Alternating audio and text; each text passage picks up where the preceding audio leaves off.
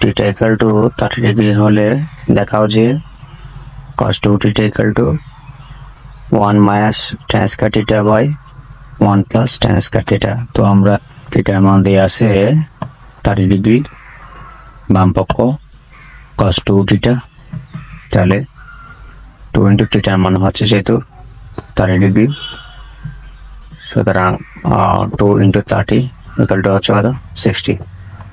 তাহলে cos 60 degree মান হচ্ছে হাফ, তাহলে ডান পক্ষ 1 minus tan square theta by 1 plus tan square theta. তাহলে আমরা এখন স্কয়ারটা বের করে দেব।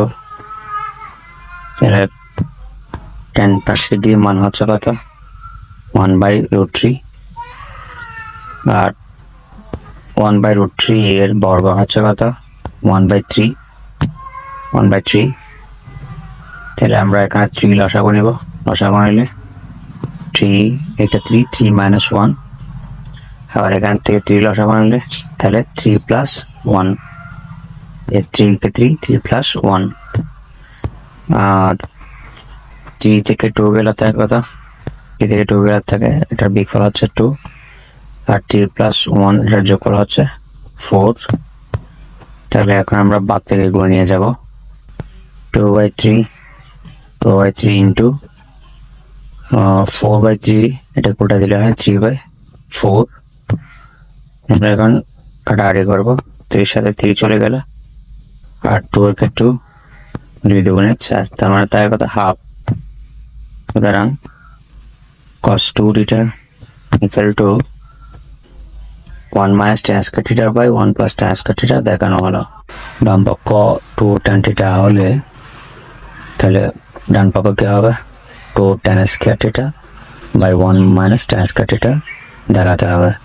তো আমরা এটা সমাধান করবো। এখন দেওয়া আছে থিটার মান হচ্ছে 30 ডিগ্রি, তাহলে tan 2 থিটা, তো থিটার মান যদি 30 ডিগ্রি, তাহলে 30 সাথে দ্বিগুণ করলে 60, তাহলে tan 60 ডিগ্রি মান হচ্ছে কত 30।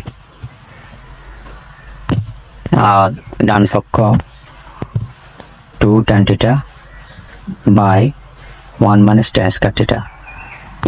তো থিটার মান যেহেতু 30 ডিগ্রি, আর 2 ইন্টু tan 30 ডিগ্রি মান হচ্ছে কত 1/√3, 1 মাইনাস tan 30 ডিগ্রি মান হচ্ছে 1/√3। তো এটা বর্গ করলে কত হবে 1/√3 এর বর্গ হচ্ছে 1/3। তাহলে আমি এখান থেকে 3 লসাগু নেব। 3 লসাগু নিলে 3 কে 3 মাইনাস 1, তার মানে 3 মাইনাস 1 হচ্ছে এটা বিয়োগফল হচ্ছে 2। তো এখন আমরা বাদ থেকে গুণ নিয়ে যাব। যেমন 2/3 ইন্টু 3/2 ছিল, এটা উল্টে যাবে 3/2 হয়ে গেল। কাটাকাটি করবো,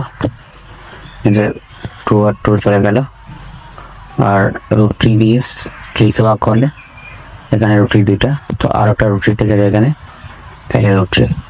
সুতরাং বাম পক্ষ সমান ডান পক্ষ দেখানো হলো।